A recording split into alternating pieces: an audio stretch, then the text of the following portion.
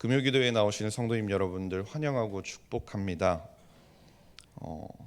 달력을 보니까 어느새 11월이 됐더라고요. 이맘때가 되면 다들 공감하시는 생각들이 있을 텐데요. 그건 바로 시간이 시간이 참 빠르다 하는 것입니다. 요즘 제게 있어서 가장 크게 시간이 참 빠르다라고 느껴지는 게 뭔지를 생각해 보면 분명 금요예배 설교를 엊그제 한 것 같은데 또다시 설교를 준비해서 지금 단위에 서 있다라는 것이죠. 그런데 여기서 시간이 참 빠르다라는 것은 무슨 뜻일까요? 물리적으로 진짜 시간이 매해 가속도가 붙어서 점점 빠르게 가는 것을 이야기하는 걸까요?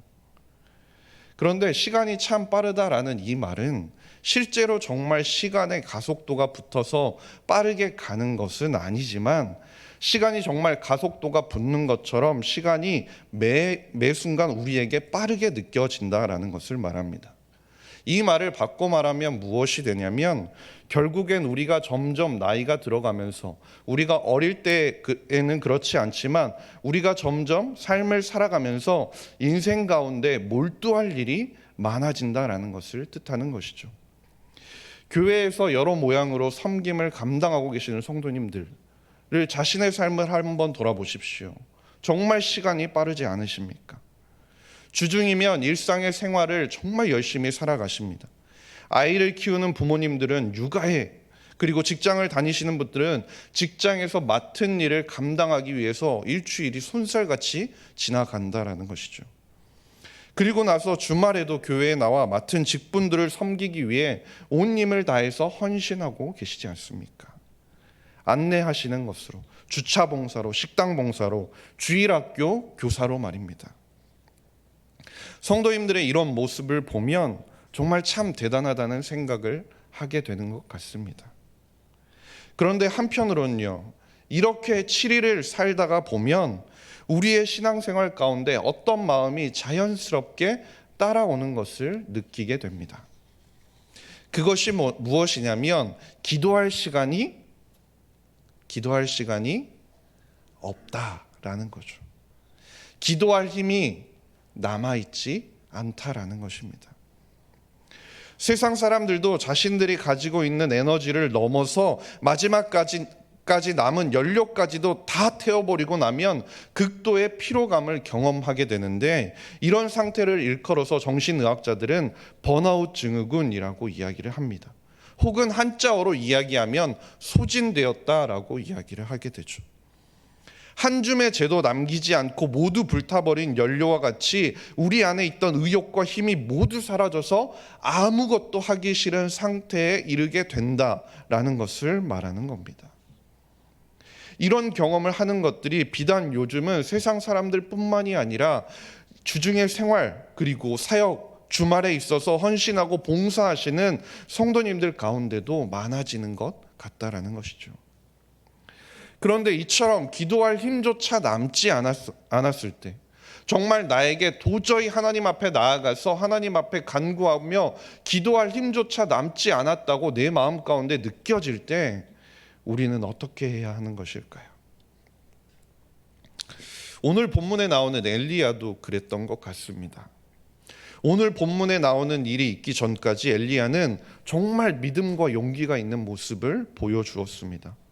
언제나 하나님이 행하시는 기적을, 그것을 신뢰하며 순종하는 사람이었고, 하나님께서 말하라고 하실 때 왕 앞에 나아가서 이야기하고, 하나님께서 숨으라고 했더니 숨어서 까마귀가 가져다 주는 음식을 통해 연명하며 살았습니다.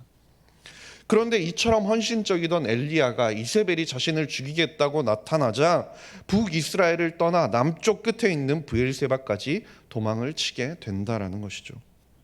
거기에 만족하지 않고 광야의 한 로뎀나무 밑에까지 도망을 쳐서 엘리야가 어떻게 고백을 합니까? 하나님께 이제 넉넉하다라고 고백을 한다라는 것입니다. 이제 넉넉하다라는 것이 무슨 뜻이겠습니까? 이건 바꿔 말하면 하나님, 나 이제 할 만큼 했습니다. 하라고 하신 것도 정말 다 했고요. 이제는 더 이상 지긋지긋하게 된 것 같습니다. 더 이상 못하겠습니다. 저 이제 그만하겠습니다. 라고 하나님께 고백하는 것과 마찬가지라는 겁니다. 이제 나 아무것도 할 수 없으니 하나님 그저 그만 죽여달라고 엘리야가 하나님께 고백하고 있는 것입니다. 그런데 이 모습을 보면 마치 우리가 고된 하루의 일과를 마치고 혹은 일주일의 삶을 정말 열심히 달리고 나서 집에 돌아와 아무런 힘도 없이 침대에 널브러져 있는 우리의 모습이 보이지는 않으십니까? 기도할 힘도 남지 않고 기도의 자리로 나아갈 그런 기력조차도 남지 않은 그런 상태 말입니다. 그런데 하나님께서는 이런 엘리야를 어떻게 하셨을까요? 네 마음대로 행동했으니까 너 알아서 하라 라고 하나님께서는 말씀하셨을까요? 오늘 본문을 보면 하나님께서는 엘리야를 그저 내버려 두지 않으셨습니다. 하나님께서는 엘리야에게 먹을 것을 제공하시고 잠을 자게 하셨습니다. 그리고 다시 일어났을 때 또다시 먹을 것을 제공하시고 또다시 잠을 자게 하셨다라는 겁니다. 하나님께서 왜 그러셨을까요? 하나님께서는 이미 엘리야가 어떤 마음을 가지고 있는지 모두 다 알고 계셨다라는 겁니다. 굳이 말하지 않아도 하나님께서는 그의 마음을 모두 다 아셨고 이 상황 가운데 간구할 힘조차 없다는 것까지도 하나님께서는 알고 계셨다라는 거죠. 우리가 신앙생활을 하다 보면 그런 경험이 있지 않습니까? 너무 힘들어서 기도조차 나오지 않을 때가 말입니다. 내 앞에 주어진 현실이 너무 답답하고 어떻게 할지 몰라. 정말 내가 지금껏 가지고 있는 모든 에너지를 소모해서 정말 달려왔는데 다 타버린 재와 같이 이제 아무것도 할 수 없는 순간들이 말입니다. 분명 이 순간에 기도하면 살 수 있겠다, 기도하면 살 것 같다라는 생각은 분명 머릿속에 가지고 있지만 기도 자체가 나오지 않는 순간들이 우리에게 있지는 않습니까? 그런데 꼭 우리가 입술을 열어 기도해야지 기도가 아니라는 겁니다. 하나님께서는 내 마음을 이미 다 알고 계시고 나의 마음의 기도를 듣고 계시기 때문입니다. 그래서 하나님께서는 시리와 절망에 빠진 그의 자녀를 향해 어떻게 하십니까? 위로하여 주신다라는 겁니다. 고린도후서 1장 4절 말씀입니다. 고린도후서 1장 4절 말씀을 우리 함께 읽도록 하겠습니다. 고린도후서 1장 4절입니다. 네, 제가 읽겠습니다. 우리의 모든 환난 중에서 우리를 위로하사 우리로 하여금 하나님께 받은 위로로서 모든 환난 중에 있는 자들을 능히 위로하게 하시는 이시로다. 아멘. 우리가 정말 아무것도 할 수 없어서 기도조차 나오지 않아서 하나님 앞에 주님 아시지요. 주님 내 마음을 다 아시지요. 라고 한마디만 우리가 주님께 고백해도 하나님께서는 거기에 담겨있는 우리의 마음을 모두 아신다라는 사실입니다.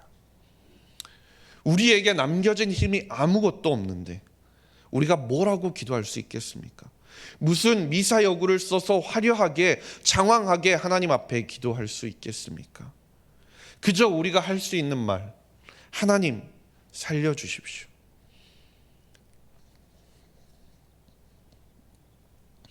하나님 저 좀 도와주십시오.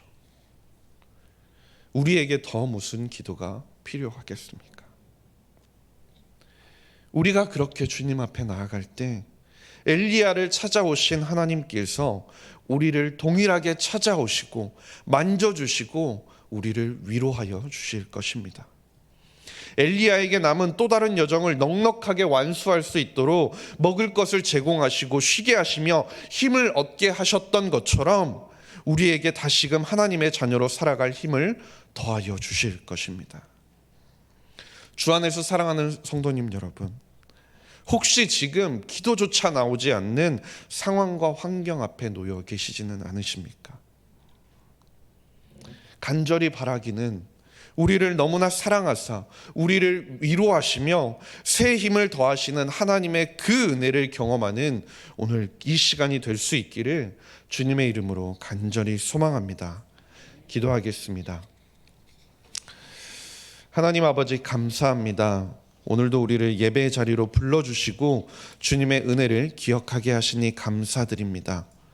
엘리야를 위로하시고 쉬게 하시고 회복시키시며 그가 잊지 말아야 할 소망을 일깨워 주신 하나님의 은혜를 동일하게 경험하는 우리가 되게 하여 주시옵소서. 이 시간 기도의 제목들을 가지고 하나님께 나아가고자 합니다. 주님의 선하심을 의지하며 기도할 때 주님 응답하여 주시고 우리의 나아갈 바를 깨닫게 하여 주시옵소서. 감사드리며 모든 말씀 우리 구주 예수 그리스도의 이름으로 기도드렸습니다. 아멘. 우리 이 시간 거친 길을 걸어갈 때도 함께 찬양하고 기도하기를 원합니다.